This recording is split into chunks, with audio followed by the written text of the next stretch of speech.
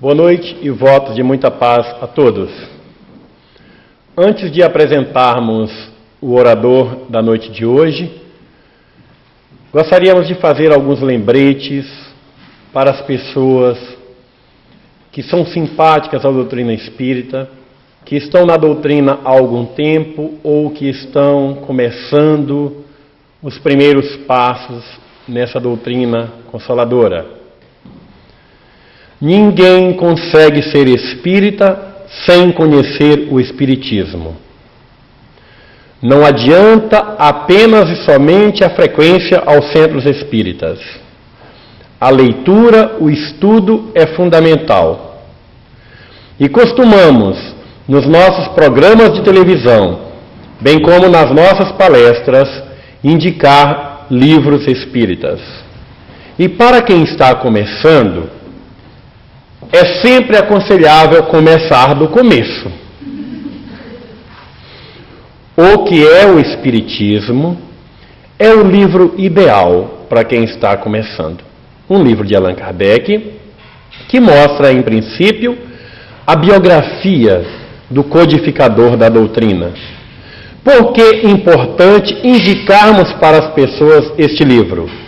Porque é muito comum pessoas acharem que esse tal de Allan Kardec foi um paizinho de santo qualquer, usando a expressão bem popular no Brasil. Um homenzinho, um guruzinho qualquer. E não tem ideia da qualificação moral e científica de um homem deste. Então, o que é o Espiritismo? De preferência, edição da FEB, por quê? Porque traz a biografia do Kardec, é o que nós recomendamos. Qualquer pessoa racional, principalmente os homens mais exigentes a nível de ciência, quando passam a conhecer quem foi Allan Kardec, abraçam a obra com muito mais amor. E essa biografia de Kardec, pela sua moral, pela sua capacidade intelecto e cultural, não resta a menor dúvida para quem está à procura de uma doutrina realmente coerente. E depois vem os diálogos de Kardec com o pastor, com o cético, com o padre. A partir daí, a entrada no livro dos Espíritos, que é a base da nossa doutrina. Agora, uma observação. É muito comum no Brasil, eu falo no Brasil porque a maioria dos espíritas aqui são brasileiros e costumam copiar as metodologias adotadas no Brasil. Quando se começa a estudar o Espiritismo, adotam este livro, o Livro dos Espíritos, e começam pelo que é Deus. Está errado. Existe alguma coisa importantíssima neste livro que precisa ser lido com muito cuidado, que é a introdução do Livro dos Espíritos. É uma das coisas mais belas que existe. Eu fiz um teste com engenheiros de uma grande empresa no Brasil, indicar primeiro isso, depois isso aqui, mas deixei bem claro, leia a introdução, não deixe de ler a introdução.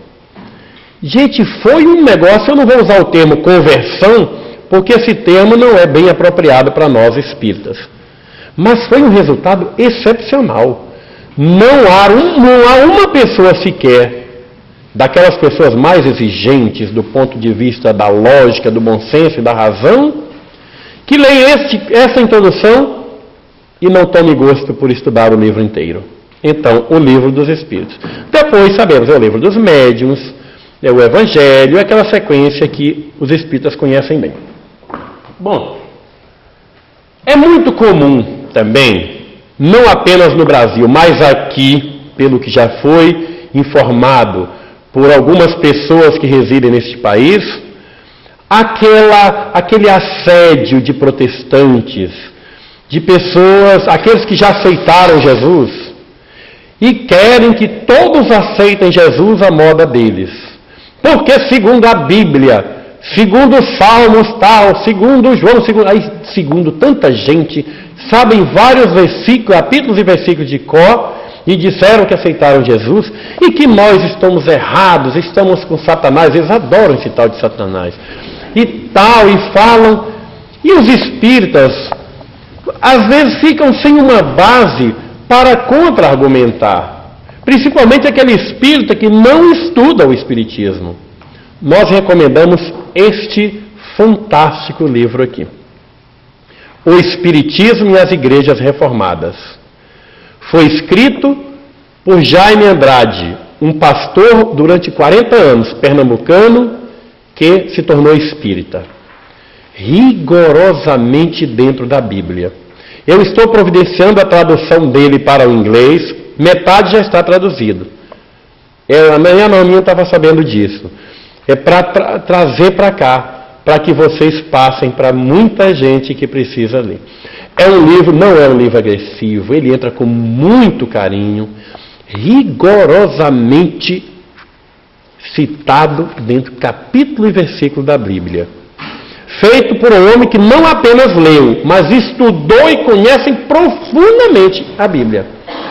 Eu tenho vários pastores amigos em Belém do Pará, porque participo de vários programas de televisão, de debates com pastores, com padres, sou muito convidado para isso, para a rádio e televisão, e sempre eu levo um de presente.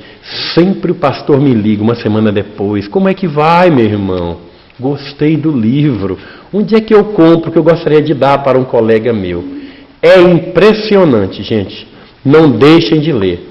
Inclusive fortalece a fé de muitos espíritas que ainda ficam naquela. Será que Satanás existe? Será que o inferno vale a pena? O Espiritismo e as Igrejas Reformadas. E com respeito a certas práticas verificadas na casa espírita, onde tem muita gente misturando coisas como se fosse espiritismo, e principalmente alguns abusos, alguns absurdos no campo da mediunidade, indicamos o Diretrizes de Segurança, escrito por Divaldo Franco, nosso querido Divaldo, e Raul Teixeira juntos. É um livro de perguntas e respostas que vale a pena ser lido, porque eles esclarecem dúvidas do dia a dia de quase todos os centros espíritas. Portanto, gente, deixa eu ver o que mais que eu reservei aqui. E a coerência extraordinária do Deolindo Amorim, um dos espíritas mais admiráveis do Brasil. Baiano, residente no Rio de Janeiro por muito tempo, presidente do Instituto de Cultura Espírita do Brasil. Sempre aquela coerência doutrinária, aquela orientação cuidadosa para que não deslizemos. Nada de pirâmide em centro espírita. Nada de ninguém estar pendurando nada para proteger disso. De proteger disso, daquilo. O espiritismo tem os seus próprios postulados e não precisa de nada exterior para que a pessoa se eleve na doutrina. E só relembrando a nossa revistinha Ação Espírita lá de Belém do Pará, para dar uma forcinha no nosso programa Espiritismo via satélite, que por enquanto está na América Latina. Daqui a pouco, se der certo, o nosso contato lá com a televisão de Miami, com o companheiro o Roberto Pontes, ele vai estar para todos os Estados Unidos e Canadá com toda certeza. Falta pouco. Dê uma forcinha para a gente, vai. Bom, já que a Norminha e o grupo do Usos me deu a honra e o privilégio de apontar os expositores, eu tenho a impressão que eu não errei até agora. Porque, pelo que eu senti, vocês adoraram o Benjamin, vocês gostaram demais do Eduardo ontem, deu para sentir, e eu tenho certeza que hoje vocês vão gostar deste outro. Ele é simplesmente maravilhoso, um conteúdo extraordinário, uma didática fabulosa, uma expressão admirável, e ele é um amor.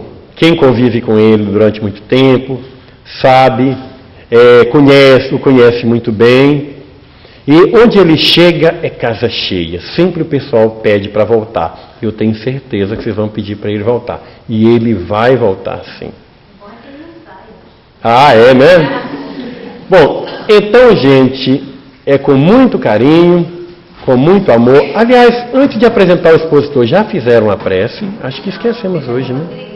Então, vamos convidar o querido Benjamin Rodrigues, nosso querido presidente da Federação Espírita da Flórida e representante do Conselho Internacional, Espírita Internacional, para nos conduzir na prece. Okay? Por gentileza.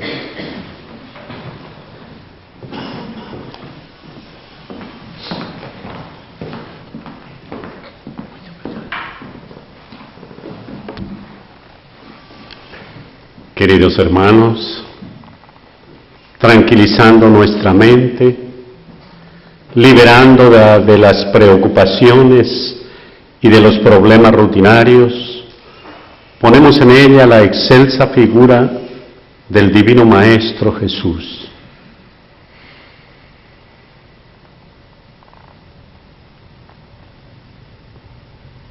Con su excelsa figura en nuestra mente, unificamos el pensamiento para llegar a Él como una sola voz, como un solo clamor para decirle: Señor Jesús, Maestro amado, una vez más nos reunimos en la ciudad de Nueva York a través de tus divinas enseñanzas que dejaste para la humanidad.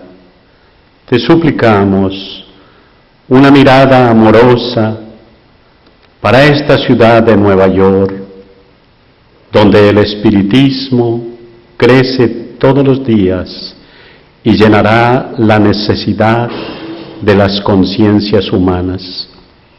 Y bendícenos para capacitarnos en el conocimiento, para poner en práctica todas estas bellas enseñanzas y llevarlas donde quiera que hay ignorancia y obscuridad. Y permítenos que esta noche tengamos la asistencia de todos tus nobles colaboradores que nos han de guiar, dirigir y ayudar en nuestras tareas.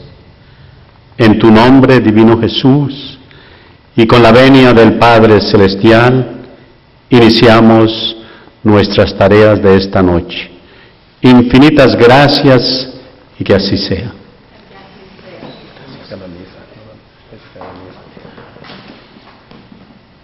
Vamos compor então também a nossa mesa. Já aproveitamos para convidar o nosso querido Benjamin Rodrigues, presidente da Federação Espírita da Flórida e representante do Conselho Espírita Internacional.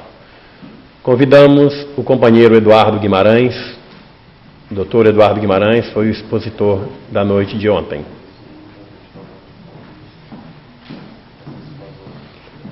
Convidamos o companheiro Benjamin Teixeira.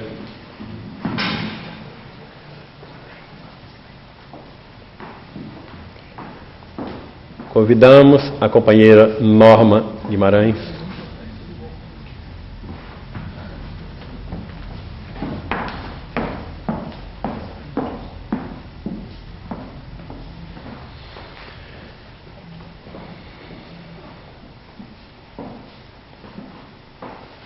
Convidamos a companheira Violeta, representando as caravanas de outros estados dos Estados Unidos, nossa companheira de Miami, a compor a nossa mesa.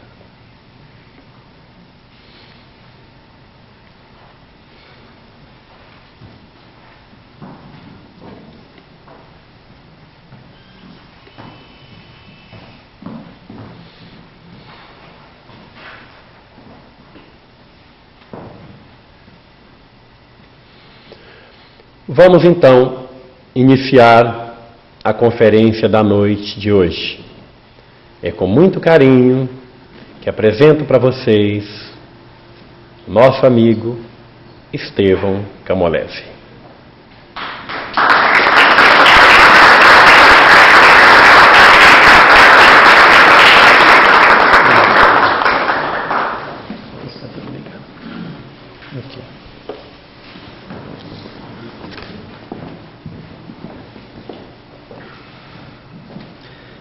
Minhas irmãs, meus irmãos em Jesus, senhoras e senhores, que Deus nos abençoe, nos proteja e nos dê a sua paz. Conta uma lenda hindu que havia um rei. E este rei era um homem notável, mas sobretudo mais notável do que ele era o seu conselheiro. Um sábio, realmente sábio, que era chamado todas as vezes que este rei tinha um assunto importante a tratar. Quando o caso era importante, imediatamente o rei mandava trazer o sábio, para que o sábio, com a profundidade da análise que ele tinha e a vivência que ele possuía, pudesse dar um conselho sadio. Mas em determinado dia, conta a lenda hindu, ele, o rei, mexendo nas espadas, nos armamentos de seu castelo, eis que escapa uma delas e escorrega de sua mão, decepando-lhe um dos dedos. E ele perde um dedo, o sangue jorra abundantemente, a dor é agoniante. E com o dedo perdido, após ser medicado a tempo e tratado, visto que não perder a vida, ele então manda chamar o sábio. Para saber do sábio, sábio, perguntou ele àquele bom homem, eu sou um bom rei, honesto, caridoso, inteligente, trato todos bem. Por que é que eu perdi um dedo? Por que é que eu perdi um dedo? Mas o sábio, como em todas as outras vezes, sempre dava uma resposta começando pela seguinte frase: porque Deus é bom e sabe o que faz. Qualquer coisa que o sábio fosse dizer, ele começava primeiro com esta frase: Deus é bom e sabe o que faz. Mas quando o sábio disse isso para o rei olhou para ele e disse: Deus é bom e sabe o que faz, porque o dedo não é seu. Porque eu perdi o dedo. Você não sabe quanto me doeu. Fiquei mutilado, me falta um dedo. Essa resposta não me convenceu. Você já não é mais sábio para mim. Cadeia para ele. E mandou o sábio para a cadeia. E o sábio ficou aprisionado no castelo. Passaram-se alguns meses, o rei já havia até esquecido do sábio. E ele foi para a caçada anual. Uma vez por ano havia, segundo a lenda hindu, uma caçada anual, e ele reuniu os melhores cavaleiros do reino. E foram todos adentrando-se na floresta escura para fazer a famosa caçada. Meus irmãos, quando o rei se dá conta, ele se havia distanciado de todos os cavaleiros. E quando ele percebe, ele havia caído dentro de uma aldeia de canibais. Naturalmente que é uma lenda. E ele cai na aldeia de canibais e fica desesperado. Porque quando os canibais o viram, já estavam com muita fome. E ele era o alimento do almoço. Imediatamente sorriram, acenderam fogo, pegaram o caldeirão e o colocaram dentro. E ele dentro do caldeirão, sabendo que era o almoço daquele dia, percebe que vai morrer. A água vai esquentando. E ele, num gesto natural de qualquer pessoa que busca a sobrevivência, começa a gritar por socorro: socorro, Deus! Nesta hora nós lembramos de Deus. Deus, socorro! Em nome de Deus, alguém me tire daqui. E ele gritava sabendo que ninguém iria tirá-lo. Quem adentraria-se numa aldeia de canibais? Só se fosse para ser a sobremesa. Alguém me tire daqui em nome de Deus. Alguém me tire daqui, por favor. Alguém me socorra. E ele, de tanto gritar, erguendo as mãos para os céus, um dos canibais que estava cuidando do fogo deu uma olhada para a mão dele e viu que faltava um dedo. Imediatamente apagou o fogo, porque havia uma lenda entre eles, que a pessoa que tivesse alguma deficiência física não servia de almoço. Porque eles acreditavam que pegavam, se a pessoa fosse inteligente, quando comessem a carne da pessoa, pegava a inteligência. Mas se fosse burra, pegava a burrice também. E ele tinha um dedo faltando, era um homem deficiente. Por isso apagaram o fogo. O que iam fazer com ele? Nada, soltaram-no. E ele sai feliz da vida. Louvado seja Deus! Perdi um dedo, mas ganhei a vida. Agora eu compreendo que o sábio estava certo, que Deus é bom e sabe o que faz. É o famoso Deus escreve certo por linhas tortas. Eu perdi o dedo, correu para o castelo. A primeira atitude dele foi mandar soltar o sábio que estava preso. O sábio chegou até ele o abraçou e beijou e disse: desculpe, eu sou um homem ignorante. Eu não compreendi a grandeza dos teus ensinamentos, agora eu compreendo que Deus é bom e sabe o que faz. Porque eu perdi o dedo, mas graças ao dedo perdido ganhei a vida no caldeirão daqueles homens que iriam me devorar no almoço. Louvado seja Deus! Mas eu tenho uma pergunta para você. Se Deus é bom e sabe o que faz, por que é que eu lhe mandei prender? Porque você disse o correto. Eu ganhei a vida. Mas se Deus é bom e sabe o que faz, onde está a justiça de eu lhe mandar encarcerar por 3 meses? O sábio olhou e respondeu por uma coisa: porque Deus é bom e sabe o que faz. Porque eu sempre andei com o Senhor em qualquer viagem. Em todas as caçadas eu fui junto. Naturalmente que eu iria junto com o Senhor na caçada. Iria me perder junto com o Senhor dos outros soldados. Iríamos os dois caímos prisioneiros dos canibais. O Senhor sairia livre, porque não tem o dedo. E eu agora estaria no estômago deles, porque tem os 10. Então Deus é bom e sabe o que faz. Se hoje esta humanidade, que muda a cor de cabelo, que muda de país, que muda de emprego, há pessoas que mudam até de família inteira, soubessem que o grande desafio do século XX é mudar aqui a maneira de pensar, viveria uma vida muito melhor do que a vida que hoje experimenta. A grande proposta da doutrina espírita é dar uma vida com qualidade melhor, espiritual. Porque a qualidade financeira nos pode dar conforto, mas não pode comprar paz. Nós podemos, com muito dinheiro, termos a conveniência de pessoas que gostam do nosso dinheiro. Notem os irmãos que se nós ganharmos 10 milhões de dólares e dermos uma festa em Nova York, vem pessoas que nós nunca vimos na vida e diz: olá, meu amigo, e você não sabe nem o nome. Mas ele não é seu amigo, é interessado no dinheiro que você tem na festa que você está dando. Experimente adoecer com câncer no hospital para ver se ele vai entrar com flores e dizer: olá, meu amigo. Nunca ouviu seu nome. Por isso o dinheiro compra facilidades, mas não compra paz.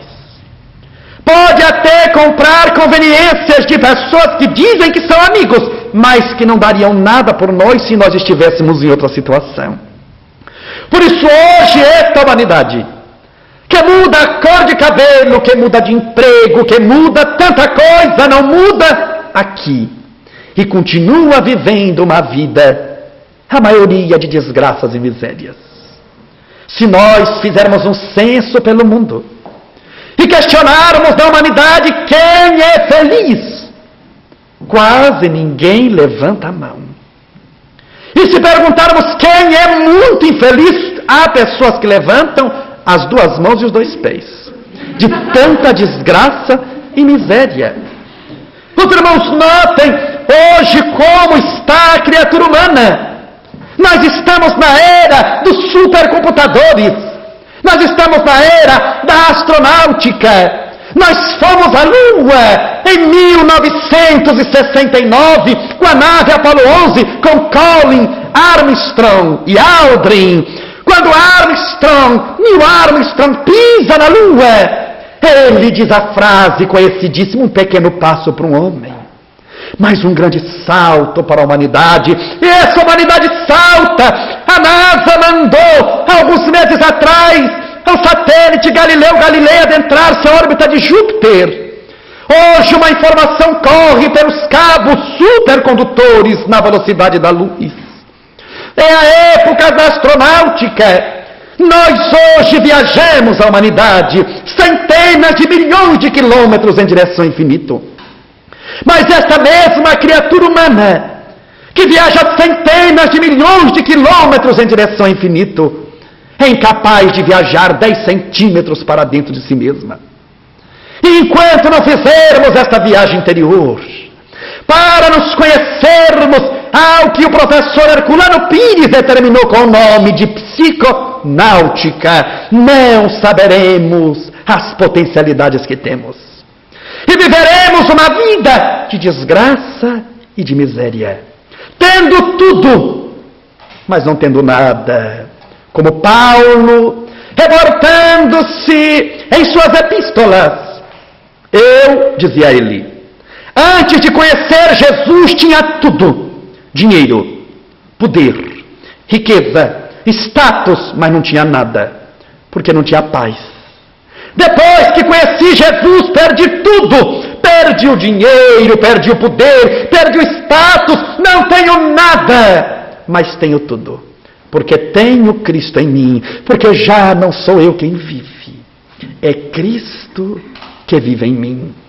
Por isso este estado superior de consciência é a grande proposta renovadora da doutrina espírita, para podermos ter uma vida realmente bem vivida, para podermos ter paz. Há pessoas que perdem a paz por tão pouca coisa. Há pessoas que vão no local em um café da manhã, a moça que serve o café a atende mal, e a pessoa perde o dia inteiro porque alguém lhe atendeu mal ou estava com a cara emburrada. E ela, a pessoa, a garçonete vai atender e está nervosa. Aí quem é atendido já fica nervoso. Só que ele vai conversar com mais 30 pessoas aquele dia. O colega dele vai conversar com mais 30, são 60. Por isso os dois nervosos às 7 horas da manhã vão contaminar 60 pessoas. Os 60, se cada um for ver mais 30, serão 1.800. Às 6 horas da tarde, Nova York inteira está contaminada por causa da garçonete. É a contaminação. E nós somos facilmente contaminados por isso, porque não mudamos a maneira de pensar. Aceitamos a agressão na hora? Não! Vamos ter calma. Imaginemos Nova York, uma das maiores cidades do mundo. O trânsito de Nova York, que ouvimos falar, é bem calmo, bem tranquilo. Diz, amiga, é tão calmo que nem anda. Então é calmo, você anda assim 10 quarteirões cada 2 horas, é bem tranquilo. Então nós poderemos ter algumas atitudes nele. Vamos mudar a maneira de pensar. Nós podemos, como a maioria, estarmos no trânsito reclamando de quem? Do trânsito. Meus irmãos, na cidade de São Paulo, quem vai trabalhar de automóvel de segunda a sexta, passa em um ano 18 dias inteiros dentro do automóvel. Quem vai de ônibus ou de trem, metrô, passa 28 dias, de 24 horas cada um, dentro do automóvel. Nova York não deve ser diferente. Por isso imaginemos que nós vamos fazer uma universidade que ao mesmo tempo, é só calcular matematicamente, dentro de um automóvel, reclamando. Então a pessoa fica no automóvel reclamando. Porque não vai para frente, não vai para trás. Vamos ser honestos, adianta reclamar? Não. Adianta buzinarmos e xingarmos alguém, barbeiro? Ele já mostrou que é, precisa você ficar lembrando? é igual a alguém com câncer, e nós, a título de caridade, vamos até ele, olhamos e falamos, é câncer, hein? Quem tem câncer sabe o que é. Quem tem uma ferida sabe quanto dói, não precisamos de nós enfiando o dedo para mostrar. Por isso que a nossa atitude seja de tranquilidade. Então, quando nós estivermos dirigindo, e alguém nos fechar no trânsito, e o imediatismo nos convidar a responder com violência, paremos. Olhemos e vamos mudar a maneira de pensar, para ajudar o mundo começando em nós. Olhemos para a pessoa que deve estar nervosa, cansada, tem 1.520.000 problemas. Olhamos para ele e falamos o quê? Barbeiro! Não, vá com Deus. Deus abençoe. Vamos sorrir. Porque, meus irmãos, é dando que se recebe. Nós assistimos uma vez um episódio de uma novela em Campo Grande, que retratava a vida de uma senhora muito famosa em terras de Minas Gerais. Uma prostituta, e ela, de nome Dona Beija, da cidade de Araxá, Minas Gerais, que estava sendo representada na novela pela atriz Maite Proença. No capítulo que nós assistimos, a história toda baseada em fatos reais. A história Dona Beija, que era amada pelos homens, porque todos desejavam uma noite de prazer em seu leito. E era odiada pelas mulheres que tinham inveja do poder dela e que sabiam que os maridos se prostravam, se caíam aos pés dela. Mas havia uma senhora em Araxá que a odiava.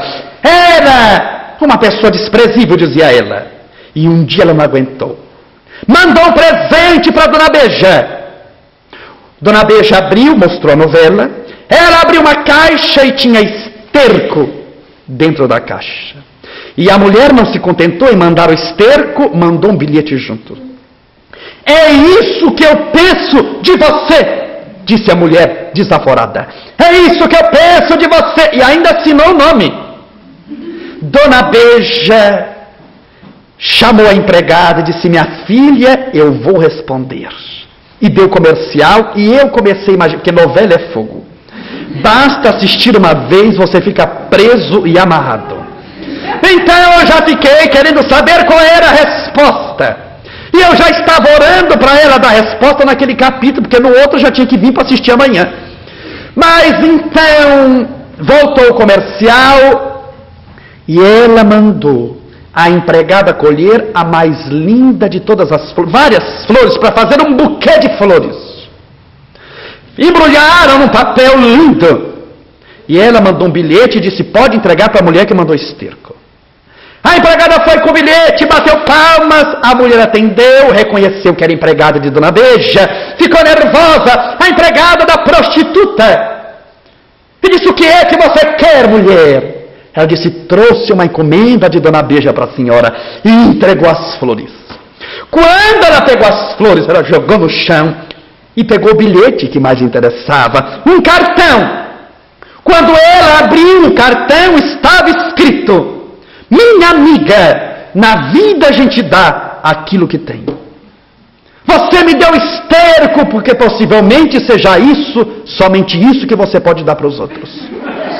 Mas eu te dou flores, uma prostituta. Episódio verídico. Então na vida nós vamos dar aquilo que temos, ninguém escarneça disso.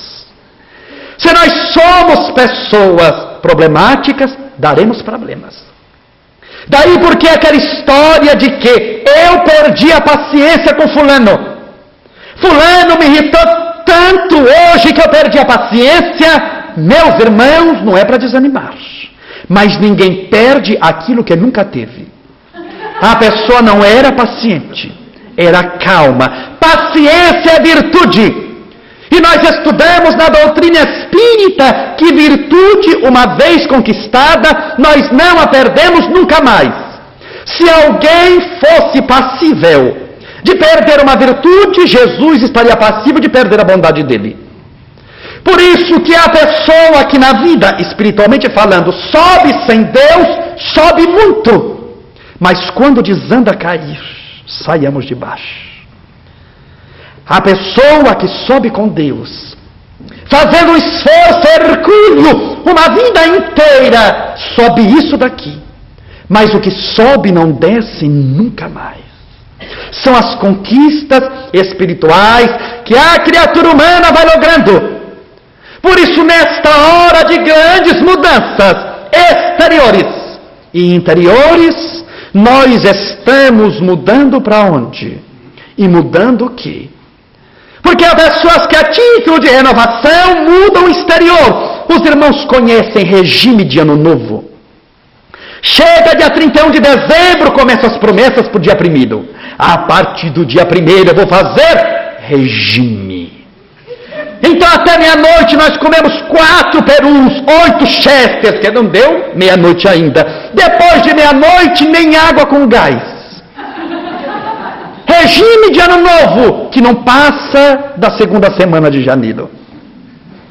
Há pessoas que vão entrar o ano novo, e então vestem todo branco. E entram com o pé direito, entram com o pé esquerdo, e dá um pulinho para cima, um pulinho para baixo, e é grãozinho de ervilha, não sei o que, é dólar amarrado em 8, e vai aquela coisa, e coloca num bolso, e colocar no outro bolso não funciona. É sempre a mesma coisa. Mas não começam nunca. Por isso, meus irmãos contam que havia um restaurante. E esse restaurante, um dia, era o melhor restaurante da cidade. Colocou uma placa. Amanhã, feijoada grátis. Meus irmãos, imaginemos o melhor restaurante. Uma placa dessa.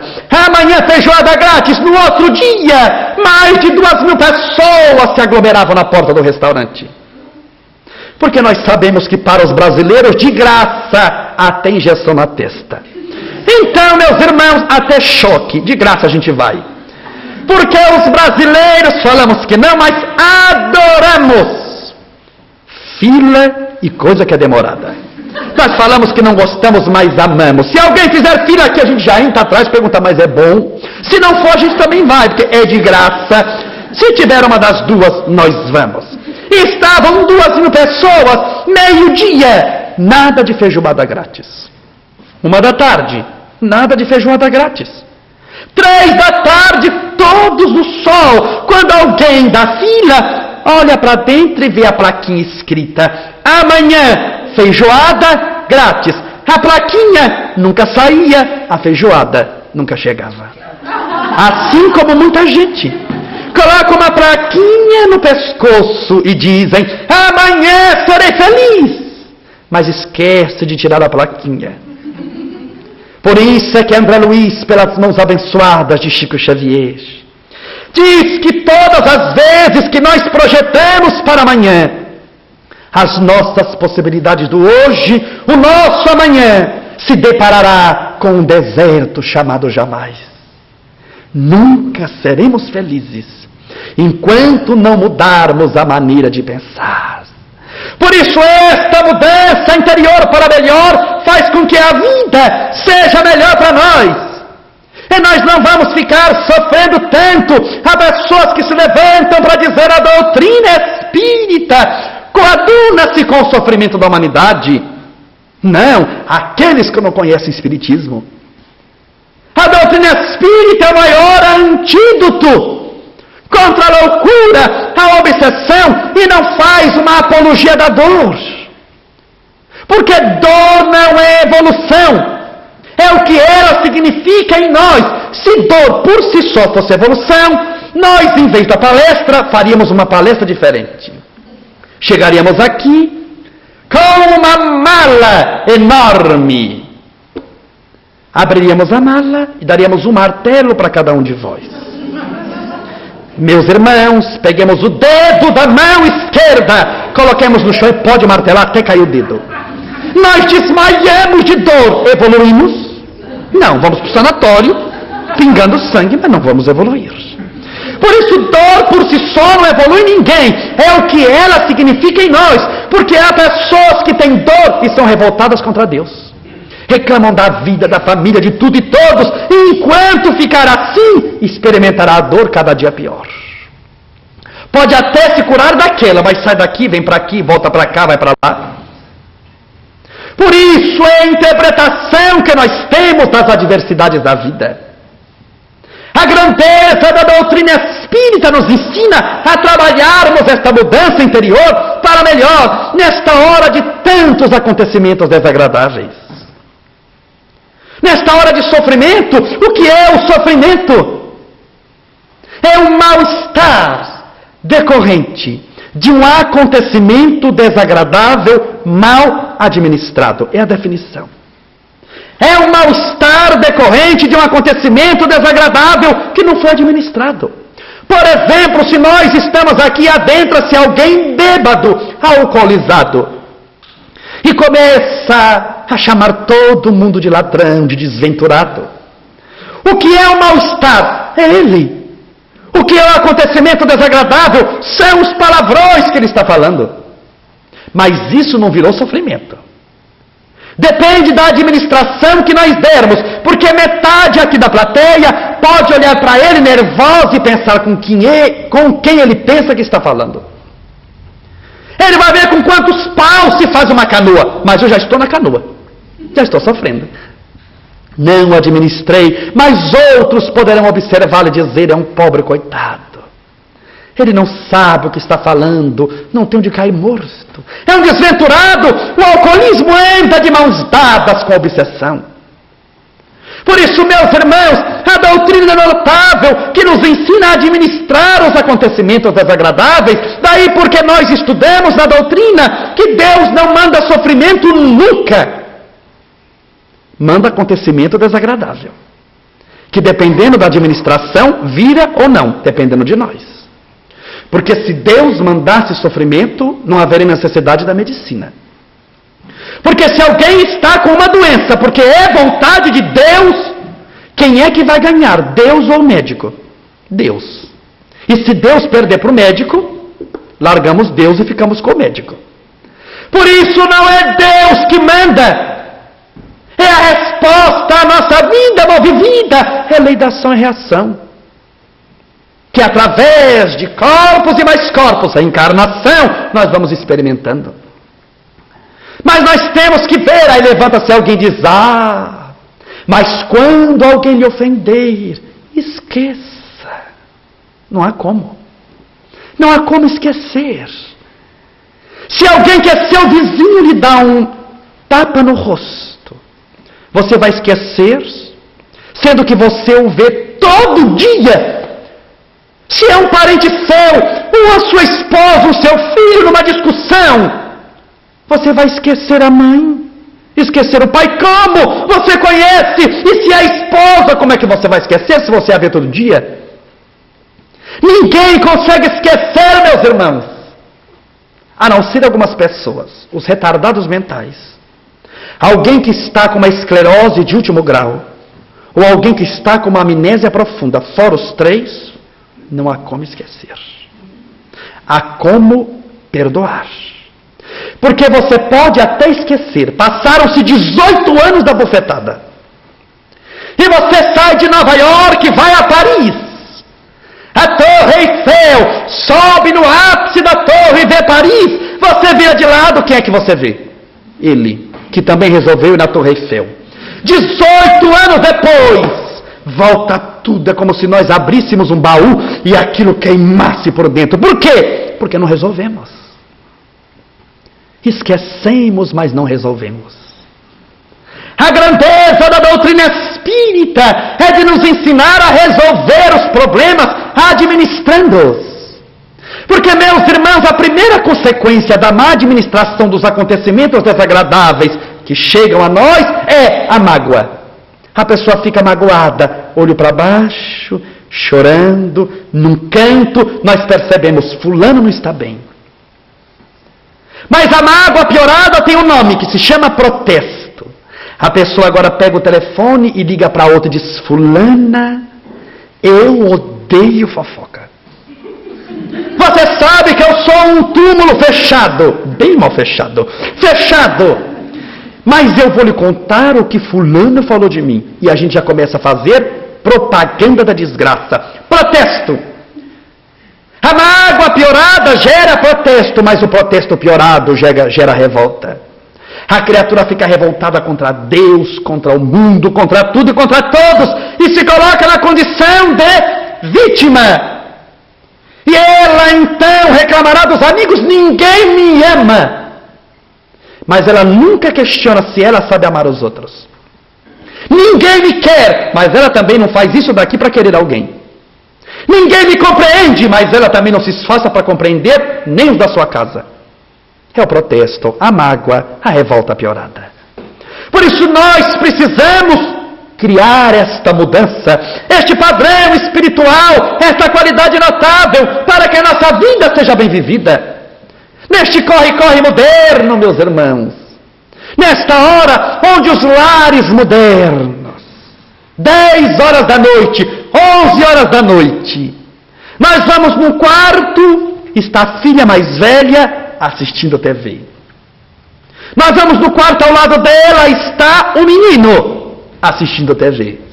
Nós vamos no quarto do casal, está o marido assistindo TV. Nós vamos na sala, está a esposa assistindo TV. Todos no mesmo horário, no mesmo canal. E aí falamos lar cristão, onde Jesus mora na varanda, porque não dá para entrar em casa. Por isso, meus irmãos, nós sempre falamos isso, como é o café da manhã dos lares cristãos. Não vamos nem falar dos lares cristãos. O marido acorda atrasado, cansado e reclamando. E enfrenta um fenômeno que a medicina não consegue explicar. Porque quem tem 60 anos aqui na plateia já dormiu 20 anos sem parar. É só fazer o cálculo matemático.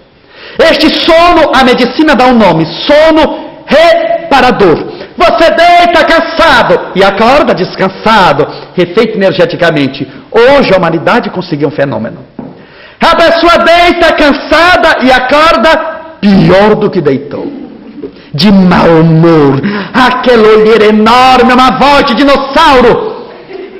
E levanta reclamando, não diz bom dia para ninguém. E ele, o marido, vai para o café da manhã. Senta-se à mesa, mas não diz nada para a esposa. Só levanta os olhos com aquela cara assim, bem alegre. Ele está com aquele ódio cristão. Ele olha para ela e diz pão. Só. A coitadinha vai e pega o pão. Ele olha e diz faca. Ela vai e pega a faca. Ele diz manteiga. Manteiga, manteiga. Ela vai pegar manteiga. Lá, cristão. Aí ele vai sair para o trabalho. Mas antes ele diz uma palavra de carinho para a esposa e diz tchau e vai embora. Então, se não mudarmos, não viveremos a paz nunca. Como mudar? Que ele se levante 5 minutos antes para não ter que fazer tudo correndo. Ele vai mudar. Vai ser um café da manhã diferente. Ele vai sentar-se à mesa e se antes ele falava pão, manteiga, agora não. Ele vai olhar para a esposa e dar uma piscada. Para valorizá-la. Ela vai olhar, coitadinha desacostumada, vai achar que é cisco. Mas não é o marido. Então ele dá uma piscada. E ele vai pedir o pão agora de maneira diferente. Ele vai olhar e dizer: querida do meu coração, meu amor, por favor, me passe o pão. Ela vai olhar e vai achar espírito. É espírito, ele está incorporado. O meu marido não faria isso, é mediunidade. É falta de passe, mas não é. Não é fenômeno mediúnico. É fenômeno de transformação moral, trazendo Jesus para morar dentro de casa. E quando ela passar o pão, agradecer, muito obrigado. É necessário dizer que amamos. Nesta hora, onde dizemos tantas coisas, mas temos medo de dizer que amamos.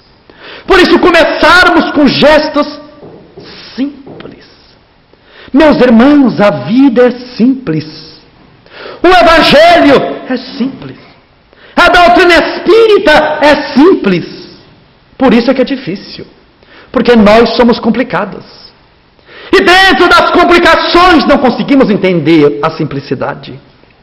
Contam que havia um rapaz que andava com o Evangelho embaixo do braço.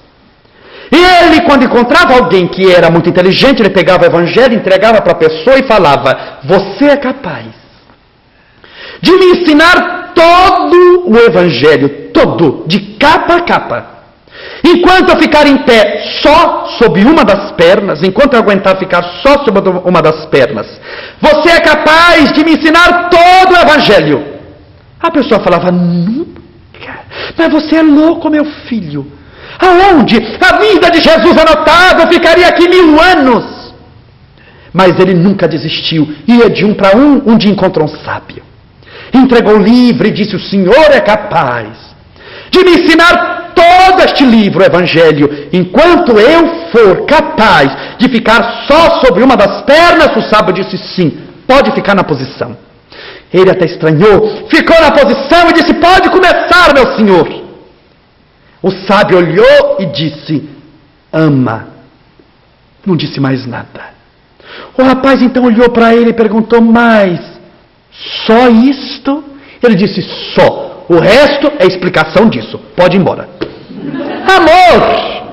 O resto é explicação disso. Amai-vos uns aos outros, como eu vos amei, Jesus.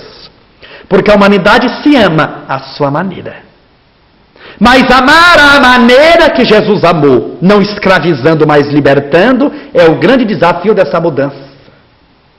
Por isso esta é a hora predita, para podermos dar de nós alguma coisa para a autoespiritualização e, consequentemente, para a espiritualização do mundo inteiro. É a nossa hora. Mas que faremos nós agora? É a grande pergunta de Pôncio Pilatos para o povo. E agora? Que faremos nós de Jesus? Meus irmãos, nesta hora, ao raiar do 3º milênio, nesta hora de tantas informações, de tantas facilidades, que faremos nós de tudo isso? Como Pilatos perguntando ao mundo, nós perguntamos à vida: e agora que faremos nós de tanta tecnologia?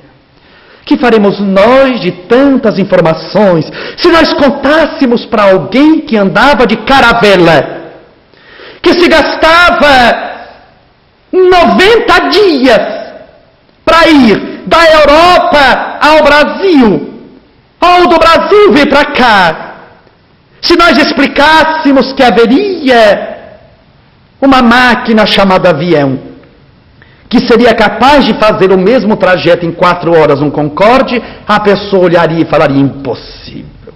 Nós gastamos 90 dias de barco, você vem me dizer que uma coisa pelo ar é capaz de fazer o que nós gastamos em 90 dias fazer em 4 horas? É.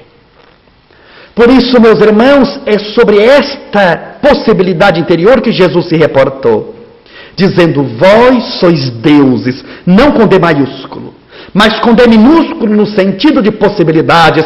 Vós sois deuses e podeis fazer muito mais do que eu faço.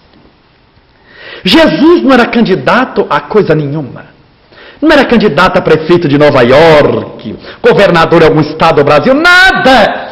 Ele não precisaria fazer promessas, nada. Mas ele, aquele dia, estava radiante. Ele olha para o povo, meus irmãos, um povo cansado, problemático. Ele olha para o povo e diz: vós podeis fazer muito mais do que eu faço.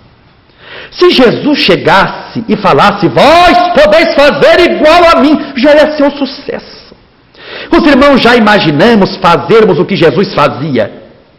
Ia ser uma revolução. Mas a visão espiritual de Jesus foi tão maior que ele teve a audácia de dizer: podeis fazer muito mais do que eu faço. Se quiserdes, nós não queremos. Falamos que queremos, mas não queremos. Na hora do vamos ver, nós mostramos que não temos conhecimento de causa. E ficamos na dúvida, será que é certo? Será que é errado? Notem que para o bem nós meditamos antes, pensamos se é certo, será que vale a pena, será que não vai tomar muito tempo, mas está chovendo. Agora para o mal a gente deixa correr. Porque em matéria de espiritualidade, quem não faz o bem já está fazendo o mal. Porque a ociosidade é também perturbação. Por isso não basta não fazer o mal, é necessário fazer o bem. Há pessoas que chegam às casas espíritas e dizem: eu sofro, mas eu nunca fiz nada para ninguém. Foi por isso mesmo. Nunca fez nada. Ah, mas eu nunca matei, mas também nunca amou. Eu nunca roubei, mas também nunca deu nada para ninguém. Então, enquanto não fizermos nada para ninguém, vamos sofrer. É necessário mudar, meus irmãos. Mudarmos aqui é o grande desafio. Para que esta nossa vida seja uma vida bem vivida. Para que nós possamos em casa experimentarmos paz. Para que nós possamos no trabalho experimentarmos paz. Porque a vida passa tão rápido. Nós temos uma existência física onde nós podemos morrer, desencarnarmos a qualquer instante. Há crianças que morrem, há crianças que nascem, numa batida de automóvel, num avião que cai, num suspiro, num susto, num tropeção. Nós podemos desencarnar a qualquer instante.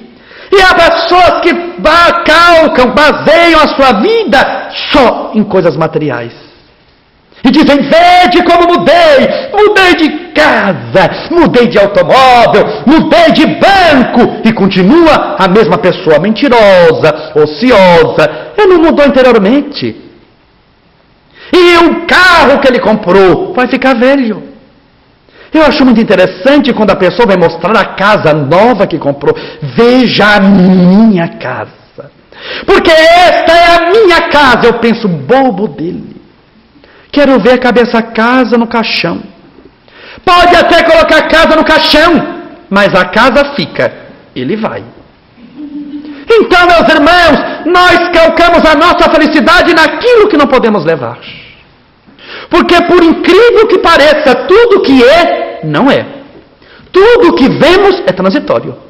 O que você conseguir cheirar, tatear, sentir, ouvir, ver, não é. Tem tempo determinado para você devolver. Até o teu corpo físico. Até os nossos filhos. Que nós chamamos o meu filho. É filho de Deus. Teu irmão em Jesus. Ele está teu filho. Mas não é teu filho. Por isso, meus irmãos, quando nós vamos vendo essa transitoriedade, nós vamos valorizando a vida muito mais. Vejamos uma vida de Sócrates. A morte de Sócrates é um cântico de esperança. Quando ali deitado está Platão chorando, os discípulos, um deles chega e diz: Sócrates, nós vamos subornar os guardas, e de madrugada tu sairás correndo conosco. Vida, Sócrates, você viverá. Ele diz: não, assim eu morrerei. Porque eu saio de consciência culpada porque burlei a lei. E vivo estarei morto. Mas Sócrates diz: meu filho, é o corpo que vedes. A vida além da vida. E bebe a cicuta, o veneno fortíssimo. Por sugestão diz: anda então para as pernas começarem a amortecer. Ele anda, a perna amortece, a cefaleia imediata, a dor de cabeça, ele deita-se, cobre-no com um lençol, como mandava o protocolo. E ele, antes de morrer, descobre o lençol e diz: não me esqueça de pagar um galo a Esculápio. Nós vemos a sabedoria dele, a força de vencer Xerxes, o general, lutando, defendendo Esparta. Um dos soldados diz: meu general, são tantas as flechas atiradas contra nós, que elas estão tampando a luz do sol. E ele olha e diz: meu filho, melhor, porque então combateremos a sombra. É a força para vencer a si mesmo. É a força para vencer todas as dificuldades. E essa força, meus irmãos, não está na nossa conta bancária, por incrível que pareça. Porque nós temos vários poderes no mundo. Nós temos o poder da riqueza, que tanta gente dá a vida por ele, que abre portas, que compra prazer. Nós temos o poder da força, dos exércitos, do maior mandando no menor, mas nós temos também o poder da sabedoria. E é esta sabedoria que vai nos dar uma vida melhor. Notem que grandes homens que tiveram o poder da riqueza e da força se prostram sempre à figura de um sábio. Por isso nós devemos trabalharmos essas adversidades ao nosso favor, mudando a maneira de pensar. O criador de uma luta mundialmente conhecida, uma arte marcial de nome Jiu-Jitsu, cujos brasileiros são campeões mundiais. Este homem, um chinês, que foi o que aprimorou a luta, estava certa vez andando e a neve caindo abundantemente. E ele olhava árvores e percebia que a neve caía em cima dos galhos das árvores. A neve ia fazendo peso, o galho ia abaixando. A neve fazia um peso maior, o galho abaixava mais. Quanto maior o galho, mais neve caía em cima, até uma hora que o galho não aguentava e quebrava com o peso da neve. Mas ele notou que galhos menores, por entanto, mais flexíveis, a neve caía em cima do galho, o galho abaixava um pouco. A neve caía mais, o galho abaixava mais um pouco. Ela caía mais, o galho abaixava tanto que a neve caía do galho e o galho voltava à posição original. E ele, vendo galhos de árvores em neve, lança a luta, que é a mais perigosa de todos, com a tese: só se vence cedendo. Quanto mais você criar impacto contra as adversidades, vai ser o galho da neve que vai quebrar. Segura muita neve, mas quando quebra, quebra com tudo. Melhor é ser um galho mais flexível, cuja neve parece dominar, mas de repente ele se vira e a neve passa. Assim é a sabedoria da vida. Nós não devemos amaldiçoar os que nos amaldiçoam. Nós não devemos, como falamos no trânsito, ele xinga e nós xingamos, ele buzina e nós buzinamos. Mas sermos o galho que, mesmo sobrecarregado, em determinado tempo se curvará de tal maneira que a neve vai cair dele. É a confiança da vitória certa. Por isso, meus irmãos, esta é a nossa hora de trabalharmos, de servirmos, de ampararmos, de soerguermos. Esta é a nossa hora. Para concluir, eu me recordo de Francisco Cândido Xavier, que completou agora em abril 86 anos de idade, que nasceu no dia 2 de abril do ano de 1910, no interior do estado de Minas Gerais, Pedro Leopoldo. Naquela época ele, com o nome de Francisco de Paula Cândido, filho de João Cândido e de Dona Maria João de Deus. Aquele menino simples, aquele menino que cresceu e hoje completaram 86 anos de vida. 400 livros praticamente psicografados por ele. Mais de 12.000 espíritos diferentes já escreveram por este homem.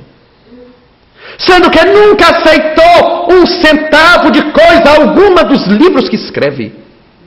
Os livros que ele escreve, ele compra. Vai na livraria e compra, poderia estar riquíssimo só com os direitos autorais. É o autor mais lido no Brasil.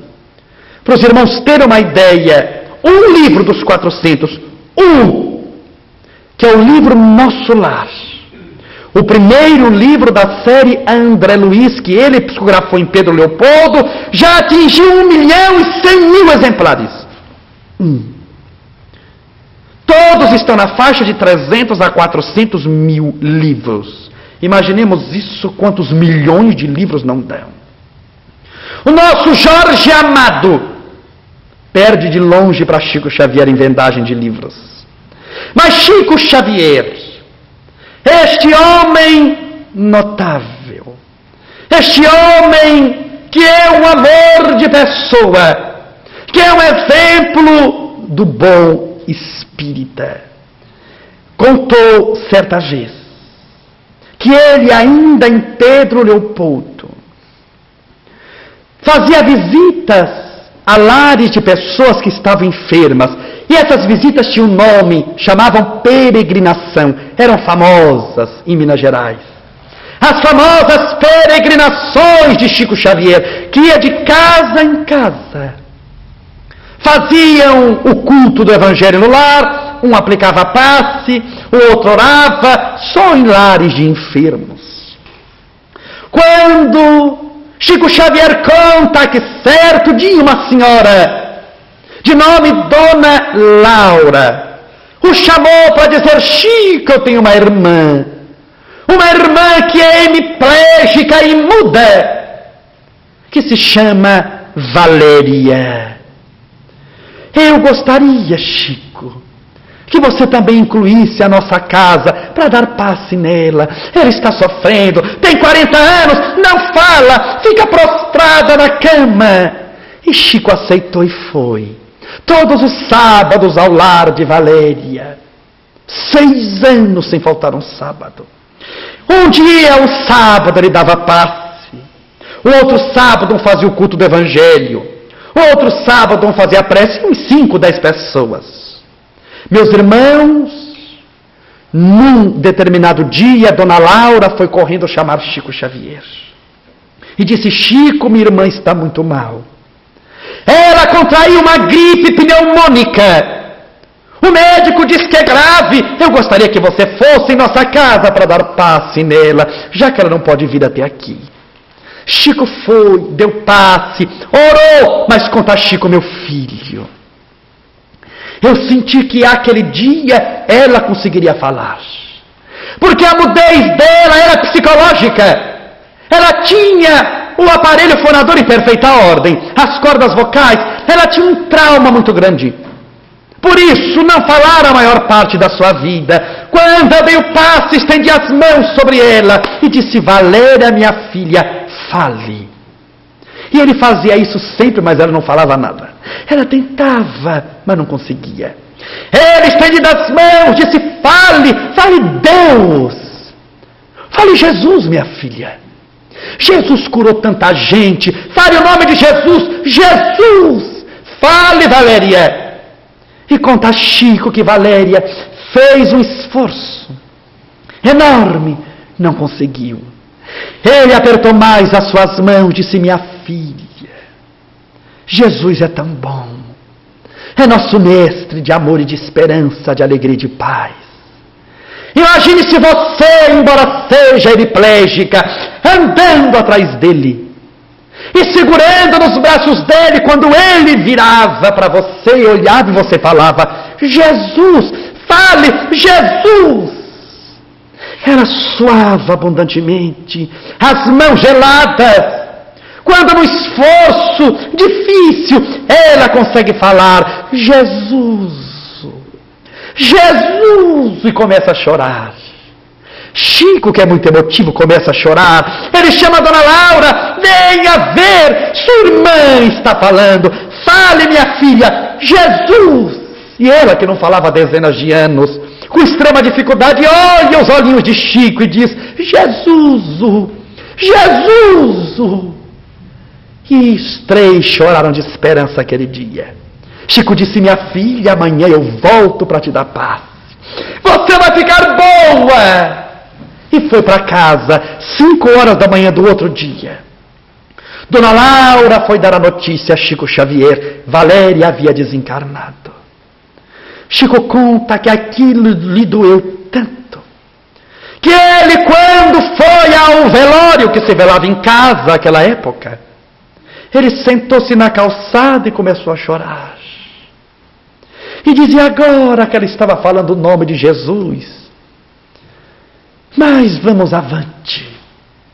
Meus irmãos, mais de 30 anos se passaram.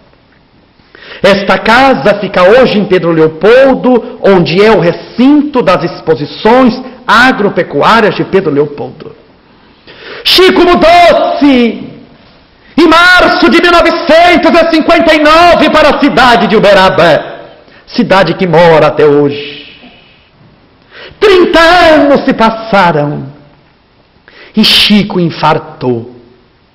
Foi para o hospital. Depois de receber o medicamento, ele que houvera tido seu agora primeiro infarte. O médico diz: meu filho, eu não vou interná-lo no hospital, porque a sua presença aqui vai conturbar o ambiente, vão ser muitas visitas. Eu vou lhe internar em casa 40 dias.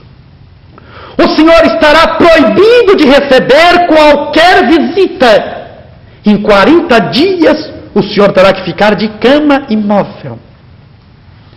E o médico designou uma enfermeira de nome Dona Dinorá Fabiano para cuidar dele, para poder atendê-lo. Era a única pessoa que tinha acesso ao quarto de Chico Xavier, deitado, infartado.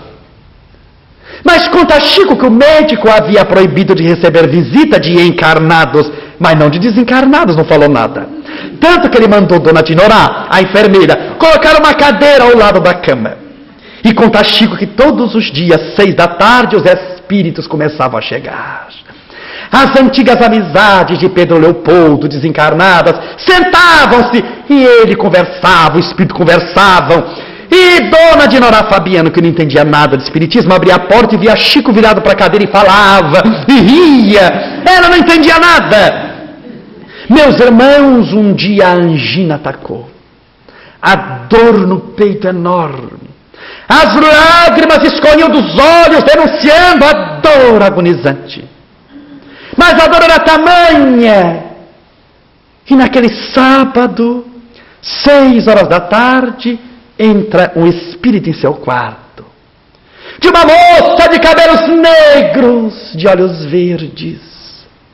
Um espírito que Chico olhou bem e teve certeza que não conhecia.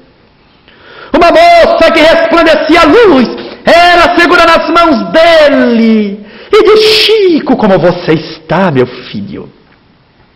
Chico conta: eu não reconheci, não sabia quem era. Olhei para ele e perguntei: minha irmã, quem é você? Quando ela olhou para Chico e disse: mas você não me está conhecendo? Eu sou uma das suas amizades de Pedro Leopoldo, que vim para te visitar, Chico. Chico conta: meu filho, eu me esforcei, fechei mais os olhos para olhar melhor, nada, não conhecia. Então disse a senhora: faça-me um favor, me diga o seu nome para ajudar. Ela olhou e respondeu: eu não vou dizer, porque você me conhece, Chico. Eu sou uma das suas amizades de Pedro Leopoldo, você me conhece. Ele diz: minha irmã, então diga para facilitar o nome da família. Porque se a senhora disser que se chama Alice ou Maria, eu conheço tantas Alices, tantas Marias, diga o sobrenome da família, que eu vou saber quem a senhora é. Ela olhou e respondeu: eu não vou dizer, mas para te ajudar, eu vou dizer somente um nome, e você vai saber quem eu sou. Ele disse: será? Ela disse: sim, Jesus. Jesus! Chico conta que abriu os olhos melhor e disse: Valéria, como você está linda, minha filha. Eu não mereço a sua visita. Quando ela colocou a mão no peito dele e disse: Chico, eu vim para lembrar os sábados que nós orávamos juntos. E para dizer para você que o nome de Jesus tem muita força, meu filho. E ela colocou a mão no peito dele e conta a ele a dor aquele sábado passou. Por isso, meus irmãos, a vida tem muito valor, dependendo do que nós fizermos dela.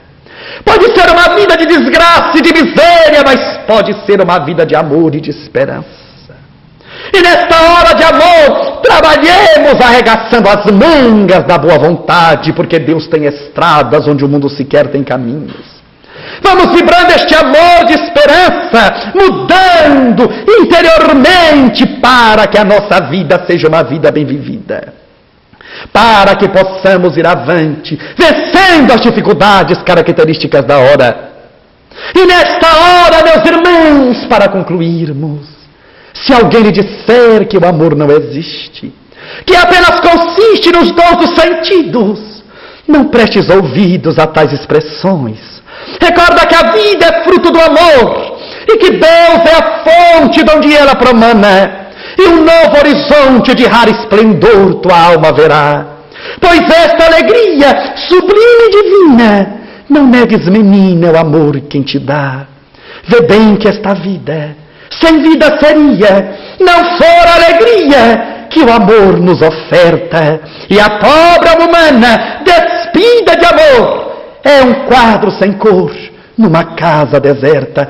Muita paz, que Deus vos abençoe.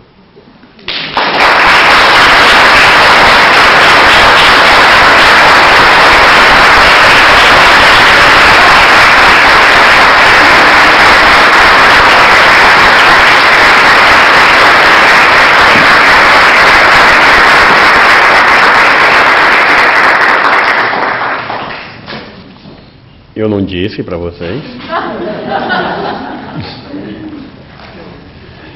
Que bom. Olha, amanhã, novamente, o Estevão Camolese conosco. Com outra palestra que tem o título A Educação como Fator Essencial no Desenvolvimento Humano. Vale a pena todos voltarem amanhã e trazerem alguns amigos, porque é tão bonita quanto a de hoje. No sábado, a partir da 1h até as 3h, teremos aqui um tema livre com todos os palestrantes da Semana Espírita. Medrado, os dois Benjamins, é bom ter Benjamin nessa... O Estevão, o Eduardo e eu. Vamos bater papo sobre espiritismo, vamos ter um tempinho para cada um fazer uma explanação e colocarmos também para perguntas e respostas para que todos possam participar. E das 3 às 4 da tarde, o nosso querido Benjamin Rodrigues vai falar sobre... o Benjamin Rodrigues sobre... em uma palestra em espanhol, né? El Consolador. E depois a Norma convida, vai ter um jantar. Jantar é ótimo. Para os palestrantes, com todos os que se interessarem em participar também. Haja comida, hein? E nós vamos ter a oportunidade de bater papo, todo mundo, porque aqui quando encerra tem que fechar logo a igreja. E nós não temos a oportunidade de nos conhecermos melhor, de nos abraçarmos mais. Acredito que nesse jantar já tem local, não é minha? Um restaurante e vai ser $25 para cada pessoa. $25 para cada pessoa no restaurante grande, né? Qual o horário, então? Vamos falar, Nona. Bom, então logo depois, no bate-papo final, a Vera e a minha poderão ter maiores informações sobre isso. No domingo de manhã, foi combinado um encontro às 9h30 no Rockefeller Center, para de lá dirigirmos até o Central Park, para uma confraternização. Todo mundo convidado, nós vamos ficar muito à vontade, batermos nossos papos. Ah, se não chover, e se chover, como é que a gente vai? A gente vai para onde? A gente arruma algum local. Não vai não, né? Olha, viu como a mediunidade do pessoal está?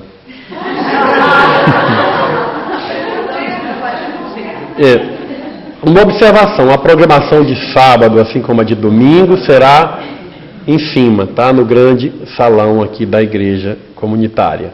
Tá? E no domingo, E nós teremos também o encerramento com o Medrado. Também no sábado nós teremos o Benjamin Teixeira. Tem Benjamin, é bom ter 2 Benjamin. Com mais uma palestra, e Eduardo Guimarães com o tema sobre o amor. É uma palestra muito bonita. Amor, mensagem esquecida, né? Qual é? O Evangelho? O amor alimenta da alma. Sensacional essa palestra. Não perca, gente. E no domingo, para deixar saudade, o encerramento da nossa Semana Espírita. E já vamos começar a anunciar a segunda Semana Espírita de 97, viu?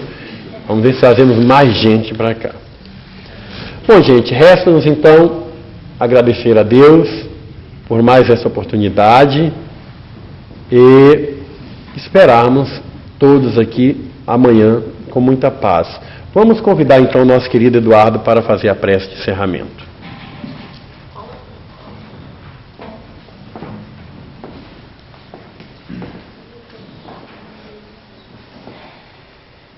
Mestre e Senhor, eis-nos ao término deste trabalho, trazendo a alma embalada em emoções que deverão permanecer conosco ao longo da noite, e se cuidarmos bem, haveremos de prolongar um pouco mais. Permita-nos, Senhor amado, retornarmos aos nossos lares, levando conosco este momento gravado na alma. Te pedimos por todos aqueles que aqui não puderam estar, a fim de que, onde estiverem, sejam alcançados, Senhor, pelo bafejo do Teu amor, pelo rocio da Tua vibração de paz. Quanto a nós, envolva-nos no Teu manto de luz e faça-nos retornar aos nossos lares, dando-Te, do fundo do coração, graças sobre graças, Senhor. Que assim seja. O USOS informa que já tem fitas gravadas de todas as palestras à disposição das pessoas, tá? Quem desejar uma fita pode fazer a sua encomenda ali com a turma da livraria, que a Norminha providencia. A Norminha, que já trabalha 24 horas por dia para essa semana, ela dá o jeito dela para começar a copiar logo as fitas na casa dela. Ela fica até 2, 3 horas da manhã copiando fita. E não esqueçamos que no domingo teremos também a beleza daquele grupo musical maravilhoso de New Jersey. Aquele banho de luz. Obrigado a todos. Muita paz.